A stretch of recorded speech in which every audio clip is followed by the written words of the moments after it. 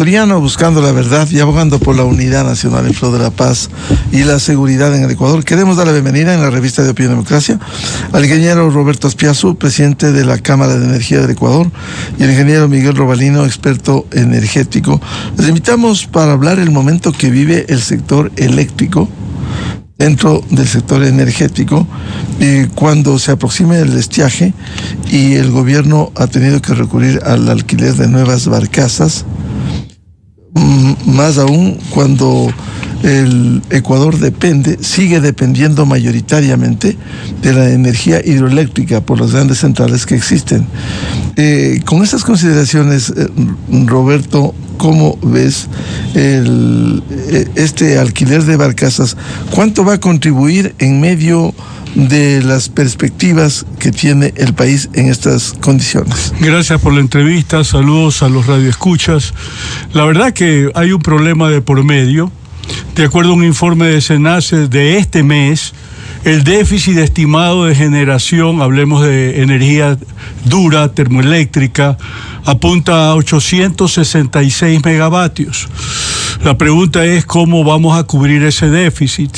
Desde luego hay el anuncio que se va a contratar una nueva barcaza por 230 megavatios. Se ha renovado la contratación de otra con los turcos de 100 megavatios, pero sigue faltando. Desde luego eso nos induce a nosotros a depender de la entrega de energía por parte de Colombia hasta de 436 megavatios para hablar de potencia, y esa dependencia ya sabemos qué es lo que nos pasó el año pasado cuando los colombianos también tuvieron un problema de estiaje y no querían o no podían entregarnos energía, lo cual agravó el problema en Ecuador. Así que la buena noticia es que este ha sido un año más lluvioso que el anterior, bastante más lluvioso que el anterior, y eso determina de que la previsión en los últimos 25 años, 2025 va a ser de los más lluviosos, mientras que 2024 fue de los más secos. Entonces eso favorece la posibilidad de tener un poco más de generación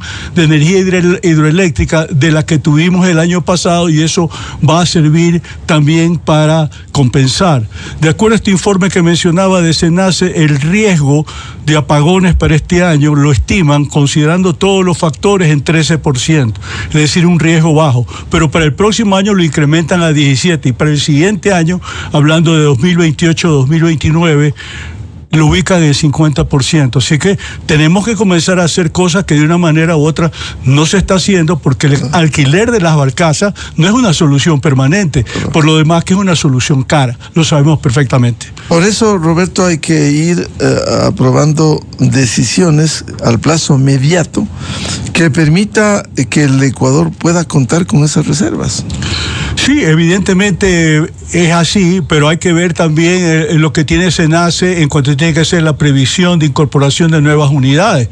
Para 2026-2027, de lo que hemos visto, básicamente se trata de unidades de energías renovables. Recién en 2028 incluyen una termoeléctrica, y está bien trabajar en la línea de las renovables porque son necesarias, y verdaderamente hoy por hoy nosotros prácticamente no tenemos sino termoelectricidad e hidroelectricidad.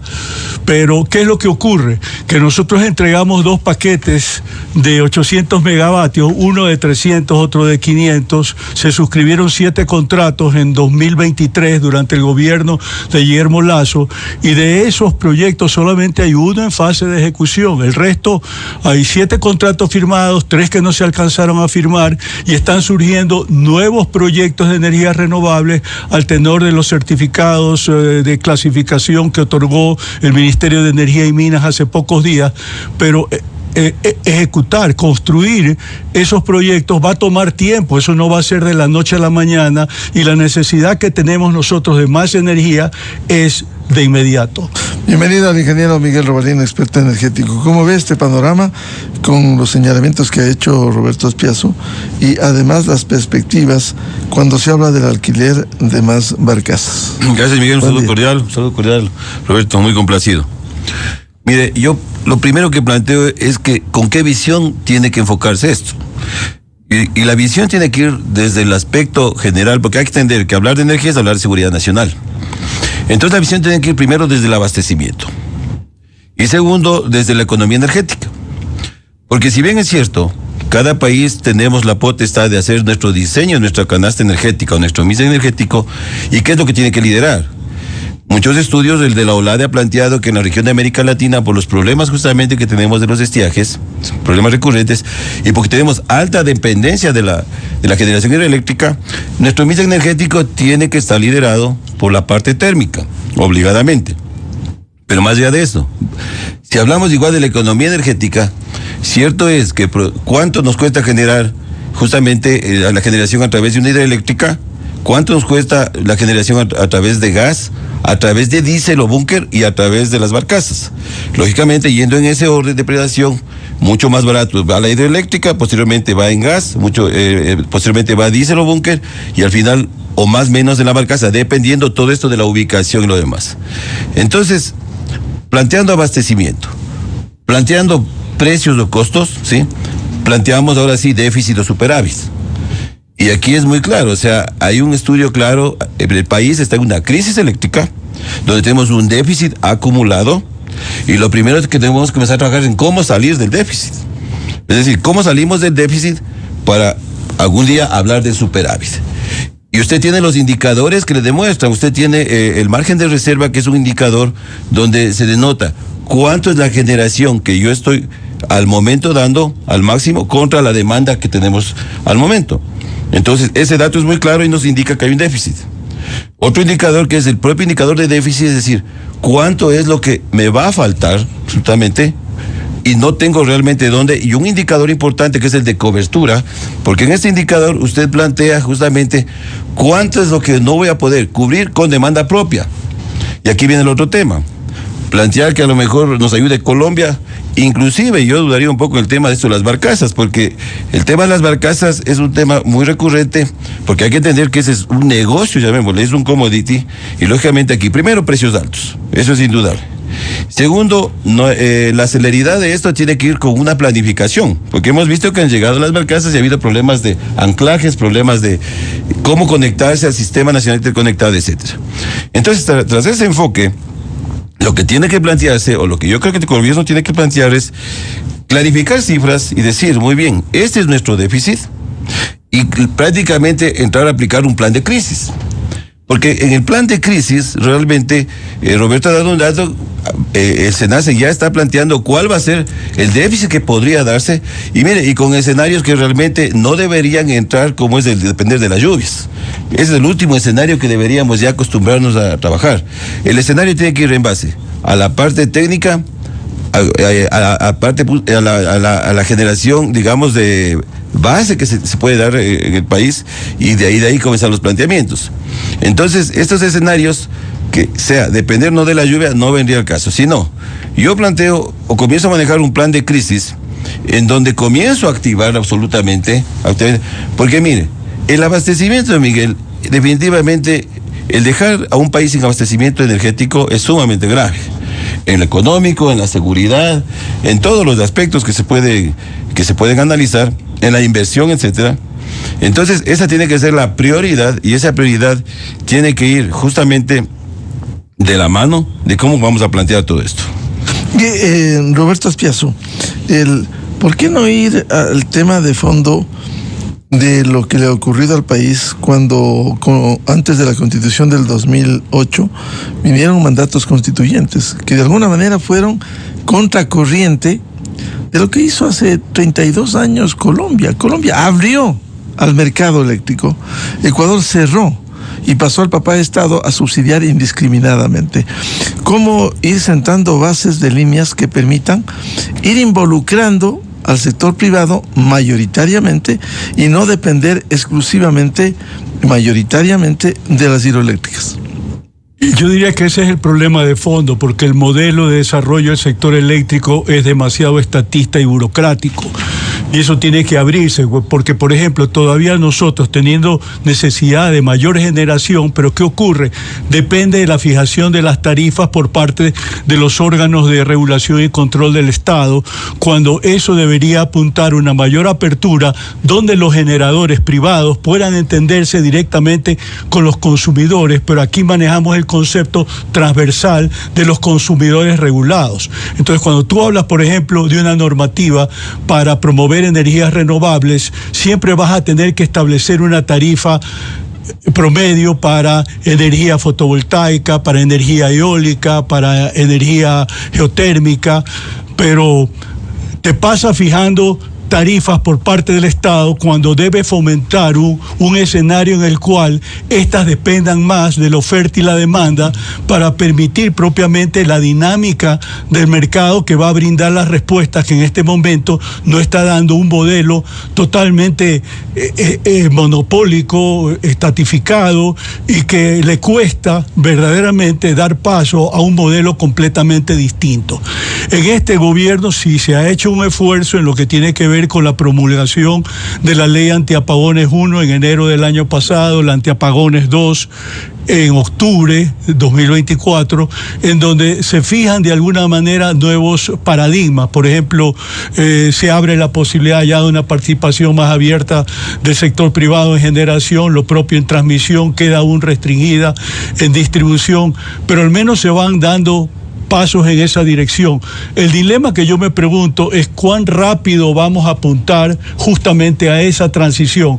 ¿Lo vamos a hacer pronto o lo vamos a hacer de una manera gradual? Yo verdaderamente no tengo una respuesta categórica. Parte del problema es que hay muchos intereses creados alrededor de esta mega estructura monopólica, donde hay muchos espacios de poder que se resisten a ceder participación en mercado, como el caso de las distribuidoras, como el caso del generador o del transmisor, pero esa mentalidad tiene que cambiar si queremos un modelo de desarrollo del sector eléctrico mucho más dinámico. ¿Intereses del Estado?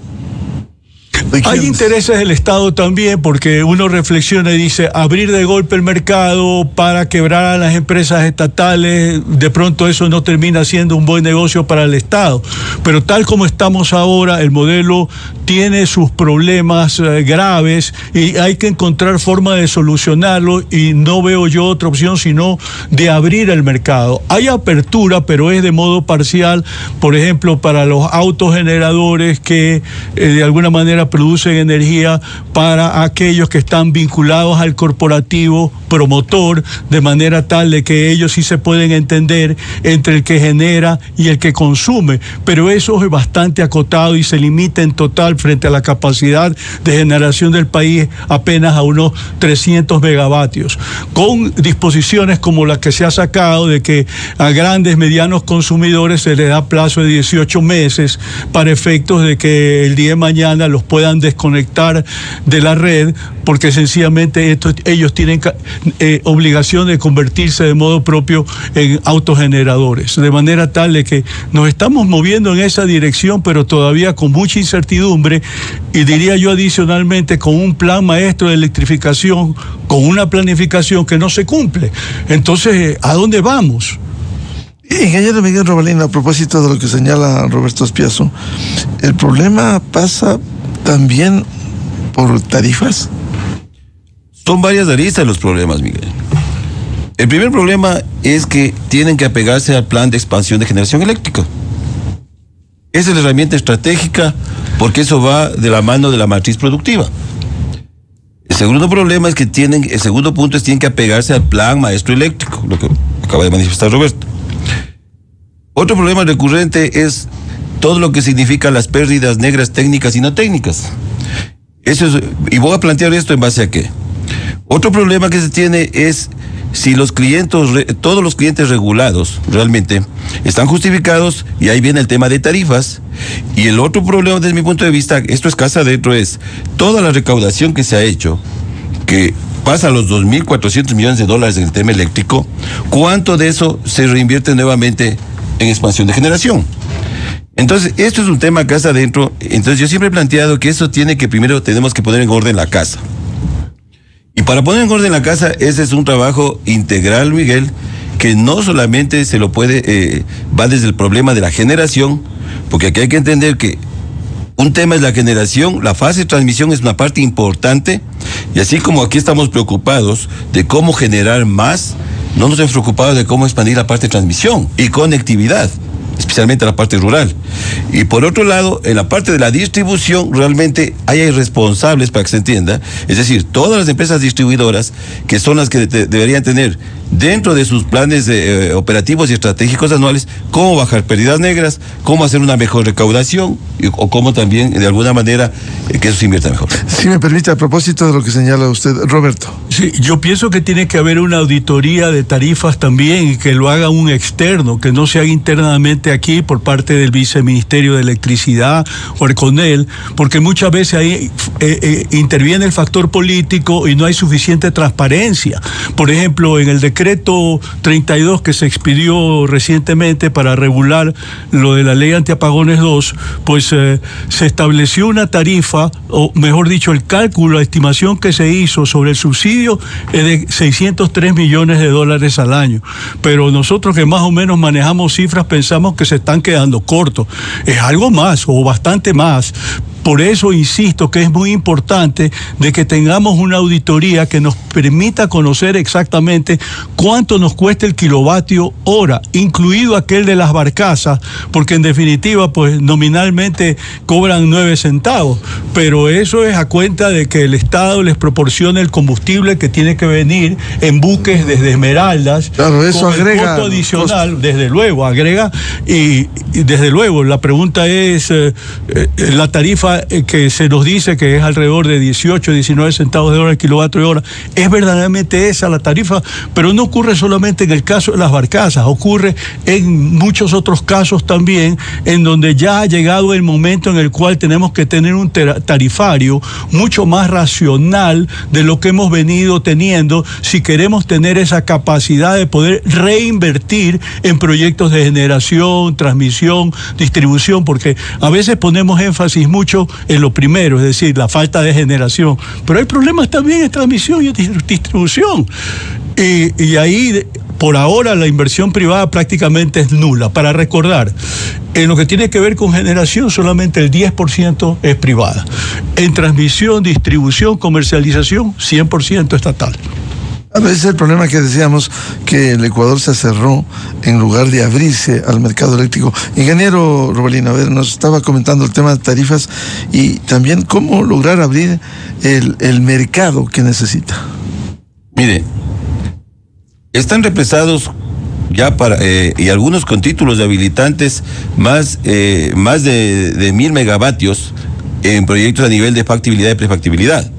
Es otro problema interno. O sea, estamos tomando temas que son internos y que desde adentro tiene que irse dando ya ciertos nortes, y eso hemos repetido, no nos cansaremos de repetir, Miguel, aquí mismo no hay política energética en todo, integralmente en todas las fases de los sectores energéticos. Entonces, como no hay una política energética que realmente nos dé un norte, que separe los lineamientos políticos de la parte realmente técnica y de la necesidad, no vamos a caminar. Aquí sabemos cuál es el déficit o la demanda, cómo va creciendo anualmente en base a lo que ha planteado el SENACE, que es de más o menos 6 al 7%, estamos hablando de unos 400 a 500 megavatios que año a año tenemos que generar o poner esa nueva generación en el mercado, y que no se lo ha hecho. Y que lógicamente ahorita estamos en un proceso de crisis tratando de ver cómo se soluciona esto, pero de la mano de solucionar al corto plazo o al inmediato plazo, ¿sí? Plantear al mediano y a largo plazo qué es lo que nos interesaría realmente. Si vamos al fondo de esto, ¿qué nos interesaría realmente? Tener una planificación para, en base a todos los planes de expansión de generación, planes de maestro, inversión, el modelo del mix energético como el gobierno crea que debe plantearle con un buen estudio, ¿sí? Plantear en qué tiempo realmente el Ecuador va a salir de la crisis eléctrica, ¿sí? Y cuando yo hablo de salir de la crisis eléctrica, significa cubrir ese déficit y comenzar ya en programas de comenzar a generar en base al crecimiento de la demanda, ¿sí? Y más aún, si la idea nuestra es traer inversión en la parte minera, traer inversión en la parte petrolera, es de la mano el tema eléctrico. En el caso de la industria petrolera, nuestros campos petroleros son 230 megavatios que se consume, más o menos, de lo cual un alto porcentaje está al Sistema Nacional Interconectado, ¿sí? Hay autogeneración, pero más allá de eso, si pensamos o queremos incrementar la producción petrolera, ampliar infraestructura petrolera, necesitamos más energía. En el campo de mineros es exactamente lo mismo, ¿sí? Entonces, más allá de que la tarifa, que es importante, que se cobre la tarifa justa, pero tiene que haber, primero, servicio, segundo, vuelvo y planteo, si yo pago una tarifa justa, hay una buena recaudación, en mis planes de expansión tiene que ir de la mano muchas cosas. Yo he planteado mejorar los temas de transmisión y conectividad. Cuando hablo de conectividad, o sea, todo lo que signifique para los sectores rurales especialmente, ¿sí? Lógicamente nos vamos a ver compensados. Entonces, ese problema es cuál es la visión que tiene el gobierno, o los gobiernos de turno. Pero más allá del gobierno de turno, yo pienso que tiene que haber una política que quede establecida, con visión de 30 años, con planes de 10 años que se puedan ejecutar, y lógicamente, que funcionen las instituciones, Miguel. Muchas veces crear comités o subcomités no es la solución. La solución es que funcionen las instituciones para las que fueron creadas. Ingeniero Roberto Aspiazu, ¿cuáles debieran ser, con estas consideraciones que ustedes han hecho, las prioridades en el sector eléctrico? Yo creo que una cuestión fundamental es estabilidad en las autoridades, porque ha habido demasiados cambios y eso impide que la interlocución con las contrapartes privadas tenga la continuidad de vida, porque cuando uno llega a un acuerdo determinado, comienza a trabajar en esa dirección sobre la base de una agenda, pero viene otro funcionario y tiene una visión distinta a lo que uno acordó con el anterior. De hecho, en estos días el rumor es que se torna inminente el relevo del actual viceministro de Electricidad, que apenas ha tenido un mes y pico en funciones. Entonces, imagínense lo que eso significa en términos de una programación de mediano, de largo plazo. Se vuelve totalmente disfuncional. Le decía yo hace un momento, para mí un tema prioritario es ver qué está pasando con todos estos contratos que ya se suscribieron, contratos de concesión para la construcción de proyectos de energías renovables, porque no están avanzando porque los corporativos han perdido interés en los mismos, debido a múltiples dificultades relacionadas, inclusive aquella de la garantía de pago por parte de las distribuidoras, porque esos son generadores privados. Entonces tienen que tener garantía de repago. Si no hay ese repago, no pueden hacer la bancarización del proyecto, que normalmente son proyectos de algunos millones de dólares. Entonces, ¿qué es lo que debería hacer la autoridad en ese momento? Acercarse a esos corporativos que por algún motivo han perdido interés respecto al desarrollo de estos proyectos, para saber qué soporte, qué apoyo se les puede dar para que ellos continúen con los mismos. De hecho, en Imbabura están anunciados desde hace algún tiempo 4 proyectos fotovoltaicos de 60 megas. Pero hoy por hoy, yo que más o menos conozco cuál es el estado, yo diría que eso está ahí en compás de espera. El proyecto del Aromo. ¿Esperando hasta qué? ¿Esperando qué? Esperando los corporativos que están presentes aquí en el Ecuador, tienen inversiones en muchos otros países también, no solamente aquí. A veces aquí estamos con el complejo del Dorado, de que todo el mundo viene a hacer un gran negocio aquí en el Ecuador, a llevarse la plata en sacas, pero el mundo no funciona así, y esta gente tiene si hay mejores posibilidades, se va afuera. Exactamente, se va afuera porque se han demorado 2 años a la fecha respecto a la construcción de un mecanismo garantizado por un financiamiento del BID, para que en el caso de que el distribuidor no pague, o no pague el Ministerio de Economía y Finanzas, pague este fondo contingente que se ha elaborado con soporte de un organismo multilateral. Pero como entenderá, pues esta no es una solución expedita, y eso va demorando los procesos y desalentando a quienes en algún momento confiaron en el país. Ingeniero Robalino, ¿cuáles debieran ser las prioridades de este momento en el sector eléctrico? Bueno, primero, lógicamente, ver cómo al corto plazo, yo diría al cortísimo plazo, ¿sí? Establecer el modelo que el país debemos seguir para minimizar el impacto del déficit energético. La realidad. ¿Cuánto necesitamos? ¿Cuánto no va a haber? ¿Sí? Sin depender nuevamente, repito, del tema climático, sino realmente lo que se puede generar. Y por otro lado, inmediatamente comenzar a activar ya los planes del mediano y largo plazo, no hay otra, ¿sí? Además, aquí hay que entender varias cosas. Nosotros confiamos mucho, es parte, las autopistas eléctricas que hay entre Colombia y Perú es un tema, lógicamente, de integración energética, llamémosle, pero más allá de eso, para nosotros esa no debe ser la boya de salvación, ¿sí? Porque entendamos que estas autopistas se construyen, o esta integración energética se la hace con dos sentidos. Cuando yo tengo excedente de generación, lógicamente tengo que descargar de alguna manera, porque puedo inclusive producir daños en mis plantas. Y por otro lado, como es un commodity, o sea, es un tema de compra, venta, oferta y demanda, y ya nos ha pasado que Colombia nos ha impuesto el precio cuando ha querido, y lógicamente, porque siempre hemos comparado en cuánto le hemos vendido, 6 centavos, y hemos comprado en 40, 50 centavos. Es un commodity, es un negocio, y aquí hay que enfocarlo desde esa vista de negocio. Y mire, el Ecuador tenemos un tema que creo que único, por ser un país territorialmente pequeño, y teniendo todo lo que tenemos en potencial hidráulico, en potencial petrolero, etcétera, o sea, sería ilógico que estemos hablando de apagones. Eso sería dentro de la lógica, sería ilógico, ¿sí? Porque tenemos todo. La pregunta viene de cajón, es decir, bueno, ¿qué estamos haciendo o qué hemos hecho para llegar a lo que está ahora? ¿Qué hemos hecho? No, ¿qué no hemos hecho? No. ¿Sí? Al revés sería el planteamiento, ¿no? ¿Qué hemos hecho para estar en una crisis energética? Sí. Para el cierre del panel quisiera entregar una cifra que me parece que es interesante, en el sentido de que, de acuerdo a este informe de SENACE que ya hacía mención, en lo que tiene que ver con energía térmica, en agosto del año pasado, teníamos 711 megavatios disponibles. En este momento tenemos 1094. Pero a eso tienes que considerar los 711, tienes que agregarle los 300 megas de las barcazas turcas. O sea que definitivamente ayuda a incrementar. El resto son unas pocas unidades que pueden haber sido recuperadas, porque parte del problema que tenemos aquí, que si bien hay un parque termoeléctrico en el orden de 1700 megas, buena parte de eso no sirve.